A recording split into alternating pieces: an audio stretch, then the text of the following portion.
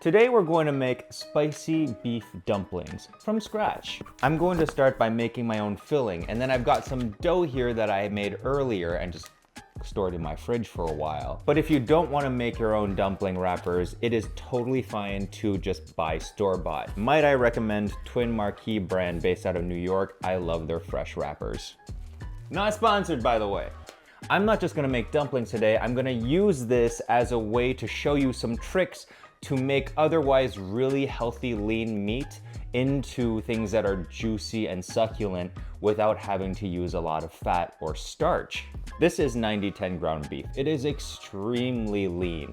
And if you were gonna make meatballs or dumplings out of just this, it would kind of be like a dry and chalky mess. But there are some things that we can add to it to make it juicy that doesn't happen to be fat. The things that we're enlisting to help are a block of tofu, as well as some minced mushrooms. But before we get ahead of ourselves, let's just flavor this thing first. So we've got some Chinese chives here.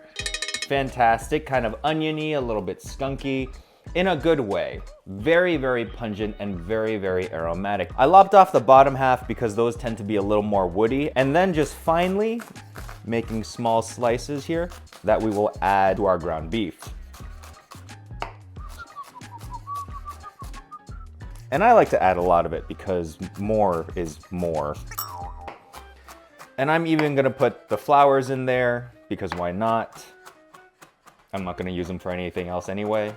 And the flowers have a great oniony flavor as well. Next, we're gonna add some bird's eye chilies. I like to leave the seeds in because if it's not gonna be spicy, otherwise what's the point? And this is about 5 or 6. The diced mushrooms here is just like a Chinese kind of fish mushroom. You could use a bunch of fresh shiitake mushrooms. That would be really good in this because shiitake has great flavor. I just happen to have this, and that is what I'm gonna use. This is about 150 grams of diced mushrooms and just 1 block of tofu. What the mushrooms and tofu will do when it's mixed with the beef is they both of them in different ways hold a lot of water as well as a lot of juice and flavor. And so when you cook meat, the water generally comes out at a much lower temperature, and that's how you get dry meat. This trick actually comes from a Shanghainese dish called lion's head meatballs.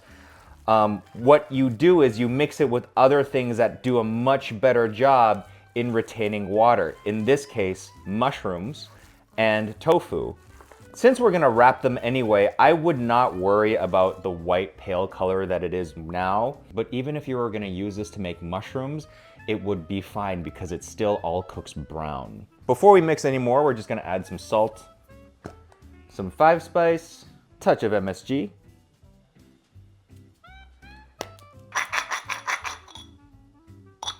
as well as a good quality light soy sauce.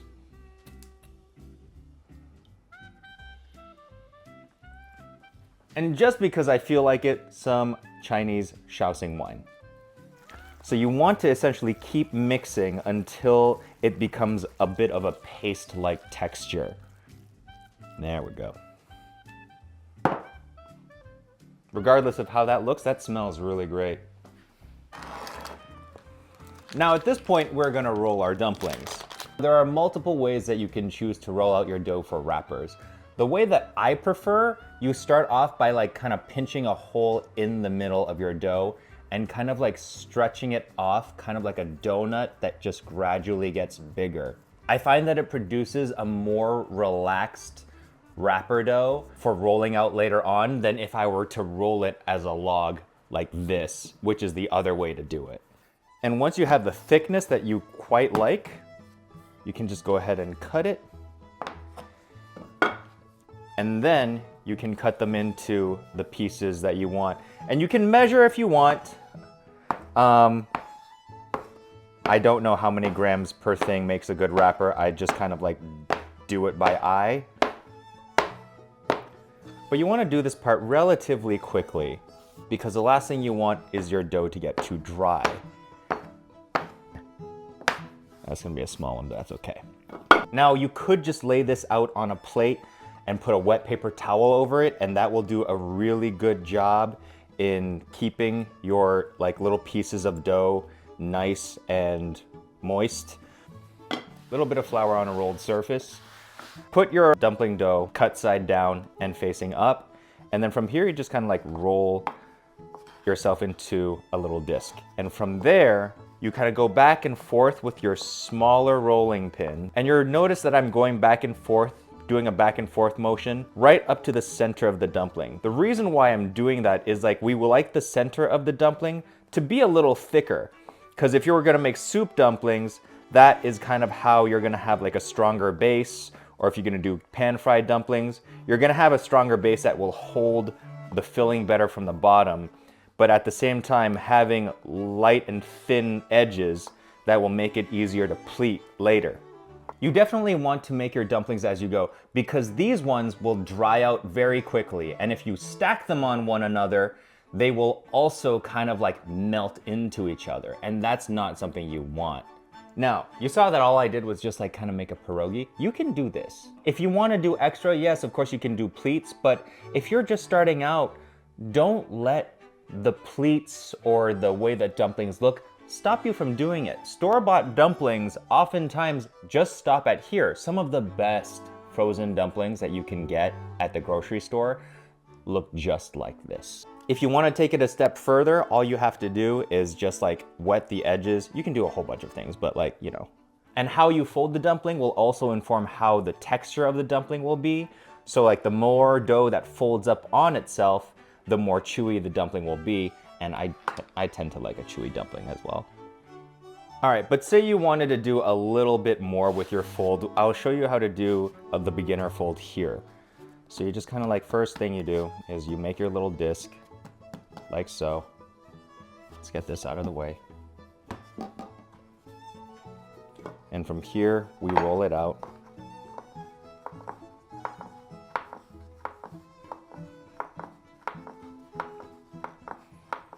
My favorite tool to use when putting the filling into the dumpling itself is like an offset icing spatula. If you have one of these, if you make cakes, just so you know, they're great for making dumplings. But you can use chopsticks too. So here, the beginner fold is as so. You pinch the top like this, and then you take the inside, like the outer edge, and put that in like so. And you kind of squeeze it, and you seal it that way into like a little 3-point. And then you do the other way, like this, the same way. But if you have too much filling, you can just stuff that back in there. Sealing it like that as well. And so now you have like these 4 corners here, right?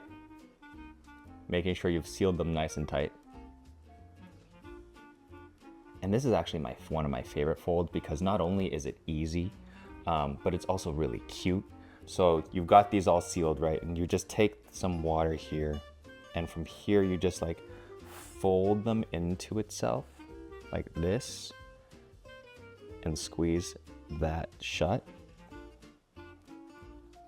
And there you have just a nice sitting dumpling. But if you look closely from this angle here, it kind of looks like it's really shy or embarrassed, or it looks like one of the ghosts from Mario because it's like covering its eyes like this. That's why this is one of my favorite dumpling shapes. Like for no other reason than the fact that it looks embarrassed. Right there. But still, from the front, super cute. Now, when it comes to storing your dumplings, here's what I suggest y'all do. Take a baking sheet, put some parchment paper on it, take your dumplings, put them in on a sheet like this.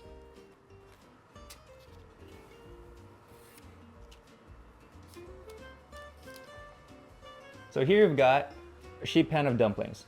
What you can do is you can stick this like this in the freezer for like an hour or 2. After that amount of time, you can put these, dust them with a little bit of flour, put them in a Ziploc bag, and then they can sit in your freezer, taking up way less space. And then from there, you just boil as needed, pan fry as needed. You have instant dumplings whenever you want. Now, as for the extra filling, you got a little bonus recipe here. What you can do is you can use it to make burger meat, meatloaf. I'm going to roll them up into little meatballs and then oven roast them. You saw what went in there. It is extremely lean, not that much fat, no carbs except for maybe like the peppers and the onions in there. Because of its water content from the mushrooms and that, you might need to dust your hands with flour just a little bit to keep it from sticking to you, or you can use oil as well. But otherwise, you can just very gently, not in a rolling motion, but kind of like in a patting one like this. 400-degree oven for 30 minutes. You can cook them any way you want, but quite frankly, boiled dumplings are my favorite because it is just so easy. And honestly, as far as like a lazy late night snack goes, there's really nothing quite as satisfying. Ooh, spicy. Remember, no fat, nothing except for the fact that there's that 10% of fat in that ground beef. Look how soft and juicy this is. That's all juice, that's all flavor. That's a chili in my throat. And it's soft, not chalky, not graty, not like dry ground beef flavor textured. Obviously, the wrapping itself has carbs, but the filling normally would have quite a bit on its own. So you just got a way that you can control it a little better now. And obviously some carbs are fine. If anything, healthy. Your body needs it for energy. Now let's see the little bonus meatballs here.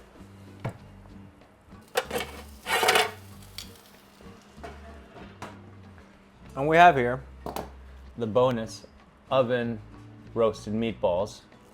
They're patties, sure, why not? But remember, again, very, very healthy. Tofu, mushrooms, lean beef, some onions, some chilies, some salt. Extremely tender with leftover dumpling filling.